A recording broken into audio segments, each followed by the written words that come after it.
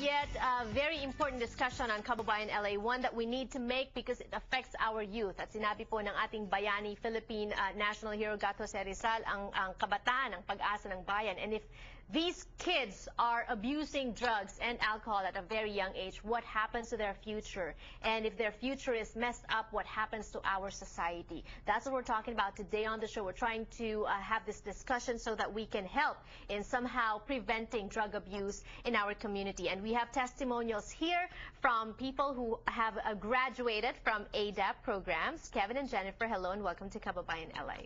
Thank you. Kevin is 27 years old. He was 13 when he started experimenting with drugs, and eventually you got hooked on meth. Tell us your story. Well, before I got into drugs, I was a pretty well-behaved child. Parents were very strict. They tried to raise me to succeed academically in life, you know, just like in general Asian family would do. And just growing up, feeling all the pressure, and also, you know, I was going through a lot of trouble growing up in my family, so with the family issues. You know, I just got curious. When my friends were using drugs, they were getting high, and at the age of 13, that's when I was first exposed to marijuana. And it was fun. It's fun using marijuana at the time. And eventually, it became a habit and started getting hooked on it, smoking it every day. Okay, smoking it every day. Is it once a day, many times a day, during school, at night? Well, it led to multiple times a day. Okay. From just using it once a week to several times a week, several times a day, and then I couldn't go to sleep without marijuana, so I had to, you know, medicate myself to feel better and get through the day.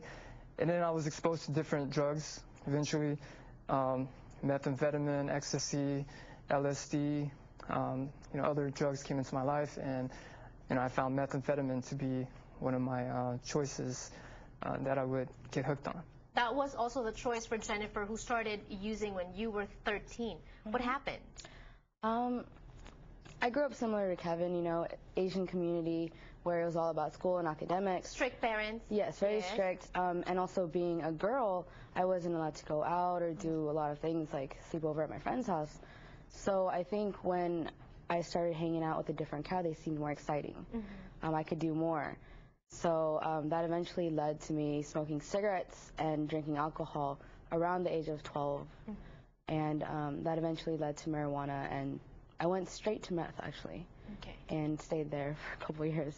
How many years in marijuana? Or in meth? In meth, 4 or 5 years. 4 or 5 years, abusing meth. Abusing meth. And the clinical definition, actually, of addiction is when you can't function without it, or when you go through withdrawal if you take it out of your system.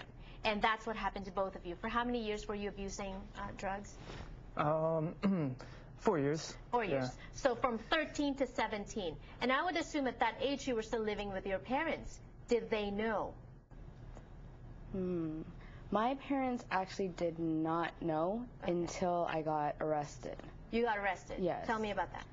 It was when I believe when I was 15.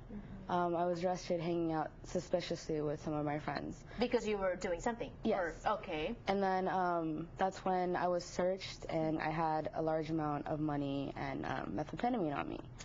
So, you know, I was taken in right away, and of course my mom was called, and she was confused. She had no idea, like, my child is being arrested for drugs. Right.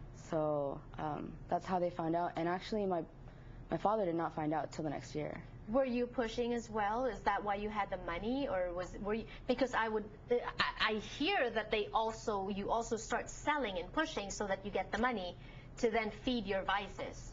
Yeah. Yeah. Yeah. Okay. That's correct. What about your parents? Did they? My parents didn't know till about a year later. They started noticing my grades falling in school and my behaviors changing. Wasn't listening to my parents anymore, and I would go out late. I won't come home until the next day or late at night. So they got very worried, and they would question me. But of course, you know, I didn't care. I was hooked on the drugs and just went and did my own thing. Right. You know, when you're starting with drugs, you know, it makes you feel good. You're high, the novelty of it, and then you get hooked. At what point did you know, Jennifer, that you were hooked and it was a problem? I knew A little right after I started using meth. At first, it was more because of the adrenaline rush. Yeah. I felt alive. But very quickly, only after about like 2-3 times, I realized that I needed more because I didn't want to crash. Okay. Because with meth, there's a high, but then you crash. A deep crash. Yes, yes. And once you start using, after the crash is when you kind of get hooked because you realize you need more and more and more. Right, but okay, shortly after, but why did it take you 4 years to get help? I actually did not want help. I was so deep in that that's the only way I saw life.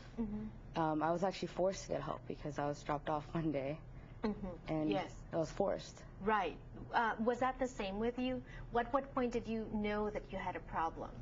Well, I knew I had a problem once my my family started getting more distant from me.